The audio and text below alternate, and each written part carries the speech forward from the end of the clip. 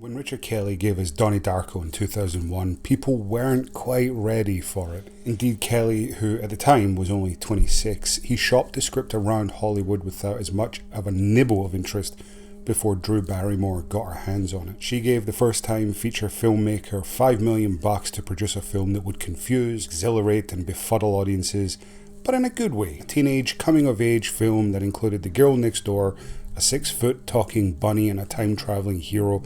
The film was largely ignored at the cinema, but it did garner momentum on DVD and is now a bona fide cult classic. It had been years since a first-timer had received such kudos, and Kelly was, now for better or worse, the centre of attention. So when he announced his second feature was to be the $17 million Southland Tales, pitched as another mind-bending exploration into cinematic awesomeness, expectations were, needless to say, very fucking high. This was to be a sophomore effort from a filmmaker who had the world's attention, making a 2.5-hour sci-fi epic on 17 million when, by Kelly's own admission, they actually needed about 50 to star a huge eclectic cast and have it in the can in only 29 days. It is no surprise then that upon its release at the 2006 Cannes Film Festival, after Kelly strangely submitted the film unfinished, Southland Tales was savaged, maligned and labelled self-indulgent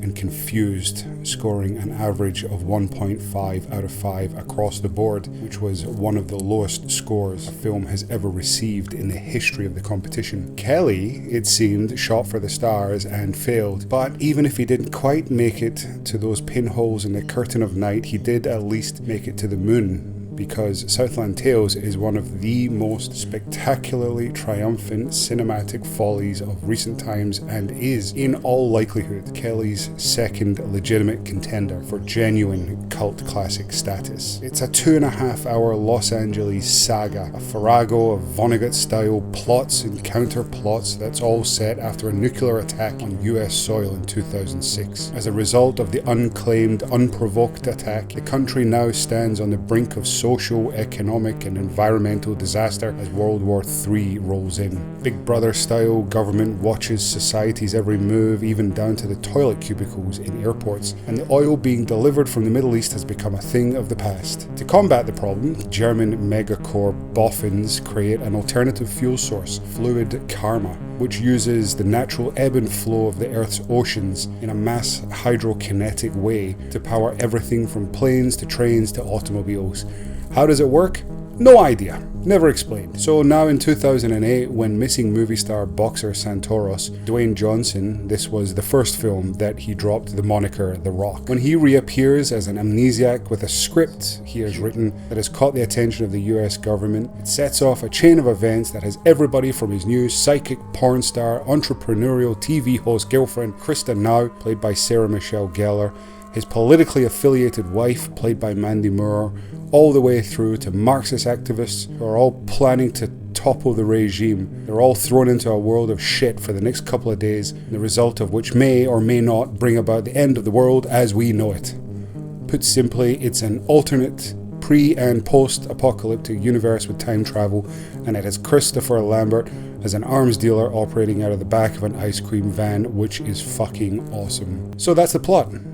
But what the film is about is something else entirely. This is Kelly's swipe at the state of modern America, the paranoia, the faux cultural and societal awareness presented in talkback TV, where teen horniness presents a real problem. The threat of weapons of mass destruction, or perhaps more accurately in this case, mass distraction, the political rhetoric, the unpredictability of human nature, the war machine, our increasing obsession with celebrity and where it meets politics, the list goes on. To call it dense is to simply scratch the surface, but that doesn't account for how oddly prescient the film is. Like most cult favourites, Southland Tales is more relevant now than it was 15 years ago on its release. This is a film with such huge ideas and concepts that its failings are greater than most other films' triumphs. While it's true that upon first viewing, Southland Tales not only flirts with confusion, it is downright impenetrable. And to this, a good deal of the confusion can be laid directly at Kelly's feet, if not all of it. While studios have a tendency to step in and take control of final edits,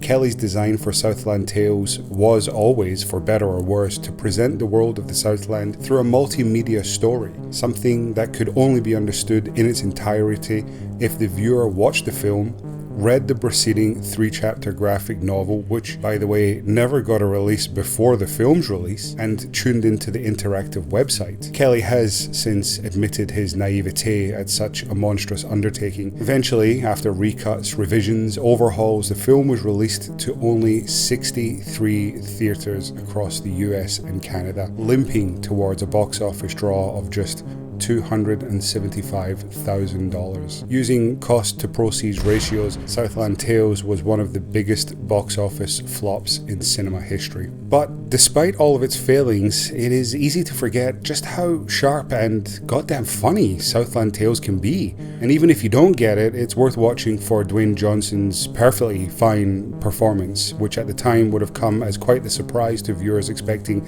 that guy from The Scorpion King. His portrayal of Boxer Santoros is broad and paranoid and bordering on parody, but that's kind of the point. The world Santoros is navigating is too insane to believe, and he is starting to fracture. Then there's a surprising turn by Sean William Scott here, shaking off his image from Dude, Where's My Car, as the maybe twin, maybe not police officer Roland Taverner, a character that is the exact opposite of Santoros. He's level-headed and controlled and is processing everything in a much more calculated way than Santoros, who just seems to be getting washed from one incident to the next. Then there's Sarah Michelle Gellar, who isn't exactly stretching herself here as porn star reality TV celebrity Krista Now. She is basically playing Buffy if Buffy was in her late 20s. Throw in cameos from just about every cast member of Saturday Night Live at the time, a cameo from an unrecognizable Kevin Smith, Janine Garofalo, Mandy Moore, Eli Roth, and you have a feature that flies by on credentials alone. But that would be doing the film an injustice. You just have to listen and watch. Kelly has taken a myriad of influences, everything from the aforementioned Kurt Vonnegut to David Lynch, Orwell, Philip K. Dick, Robert Aldrich's post-apocalyptic noir Kiss Me Deadly, and even a dash of Michael Mann. That's how good this LA looks. But the film, weirdly, never feels plagiarized.